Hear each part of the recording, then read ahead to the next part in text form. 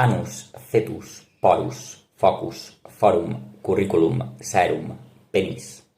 Per què en castellà són diferents? El Xitxo del Cabanyal us porta avui vocabulari.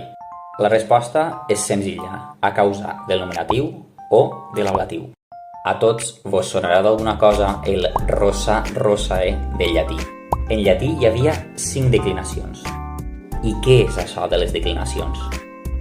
Els substantius i els adjectius es declinen, mentre que els verbs es conjuguen. Declinem primer rosa rosae. Am, aeaea, aeaeas, arum, is. Tota esta filera és rosa en singular i tota esta filera és rosa en plural.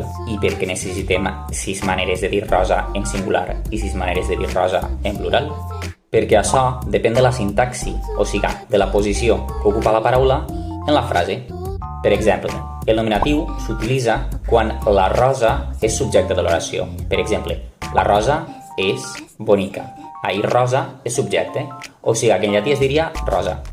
Mentre que l'acusatiu s'utilitza quan és complement directe, o sigui, alguna cosa. Jo veig la rosa. Jo la veig.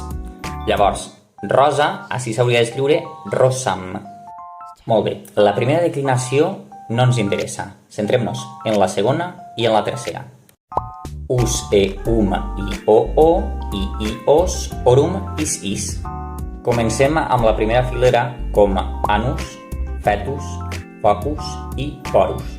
Simplement en català s'ha agafat del nominatiu i en castellà s'ha agafat de l'ablatiu. Segona filera, fòrum, currículum, sèrum. En llatí hi havia 3 gèneres, masculí, femení i neutre. Fetus, feti és masculí, però aquestes 3 paraules són neutres.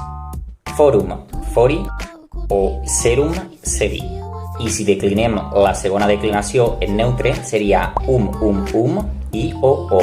A, orum, is.